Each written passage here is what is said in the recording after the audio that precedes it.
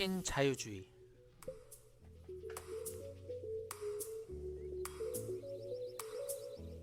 신자유주의의 득세. 1970년대 세계는 두 차례의 석유 파동을 거치면서 불경기에도 물가가 상승하는 스태그플레이션을 경험하게 되었다. 그것은 경기가 호황일 때는 소비 과열로 인해 물가가 상승하고 불황일 때는 소비 침체로 물가가 떨어진다는 종래의 경제학 법칙을 무색하게 만드는 현상이었다. 뜨아, 어떻게 이런 일이? 이전까지는 불황일 때는 정부가 적극적으로 나서서 돈을 찍어서라도 경기를 부양시키고 호황일 때는 시중에 돈을 걷어들여 경기 과열을 억제해야 한다는 정부의 적극적 개입이 호응을 얻고 있었다. 박정희 정권의 시장 개입도 당시로서는 세계 주류에서 크게 벗어나지 않았다.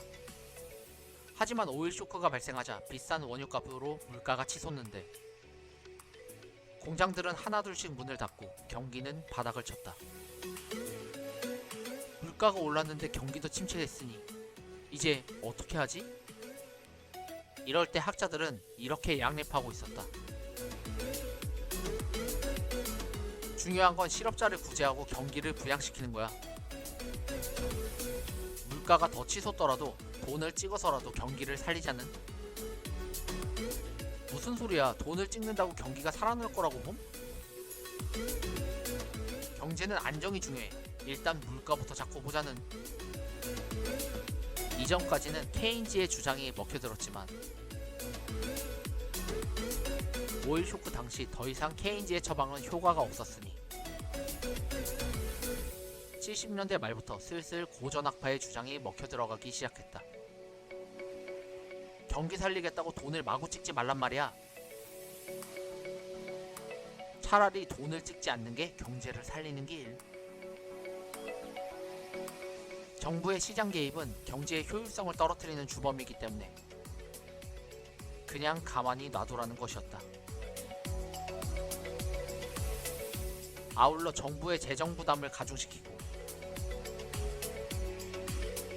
근로자의 일할 의욕만 떨어뜨린다는 복지가 사회적 폐단으로 지목된다. 세금을 적게 걷고 정부가 아무런 간섭을 하지 않는 게 오히려 낫다는. 그것은 18세기 말 국부론을 쓴 애덤 스미스의 사상이 200년 만에 다시 경제해법으로 제시된 것이었고 이를 두고 사람들은 신고전주의 혹은 신자유주의라 불렀다. 경제는 보이지 않는 손에 맡기는 게 최선임. 그리고 이러한 신자유주의를 80년대 초 미국의 레이건 정부와 영국의 대처 수상이 받아들이면서 세계적인 트렌드로 퍼져나가기 시작한다. 박정희식 계획경제의 한계. 정부의 통제를 줄이고 시장의 역할을 중시하자는 시각은 우리나라 역시 두 차례 석유 파동을 거치면서 여실히 느꼈던 부분이다. 해마다 물가는 두 자리 숫자로 치솟고 있는데 70년대 평균 물가 상승률 연 15%에 달했다. 선진국의 경기 침체로 수출은 점점 악화일로에 서 있고 과잉 투자와 중복 투자로 말썽이 많았던 중화학 공업단지는 가동률이 30%대로 폭락하고 있었다. 때문에 79년 경제 안정화 정책이라는 4.17 조치를 발표하게 된다. 이제 성장 일변도에서 탈피하여 경제의 안정을 찾고자 한다. 중화학 분야의 투자를 줄여 그 재원으로 생필품 생산 등 경공업을 중시하고 수출 일변도에서 탈피하여 내수를 늘리도록 하겠다. 또 금리를 대폭 인상해서 물가를 안정시키고 부유층의 부동산 투기를 억제하도록 하겠다. 하지만 4.17 조치는 제대로 이행되지 못했고 경기는 더욱 침체했고 물가는 더욱 높아졌다. 정권은 끝까지 계획경제의 끈을 놓으려 하지 않았고 이미 공룡이 되어버린 중화학공업의 재벌들 대신에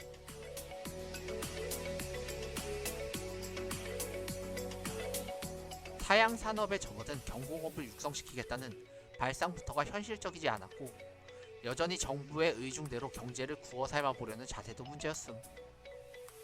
11.6 사건으로 정권이 바뀌면서 전혀 효과를 보지 못하고 흐지부지 되고 말았기 때문이다. 박정희 정권은 우리 경제에 중화공업이라는 허우대를 만들어줬지만 계획경제라는 예전에 입던 옷은 덩치가 커진 80년대 한국 경제에는 더 이상 맞지 않았지.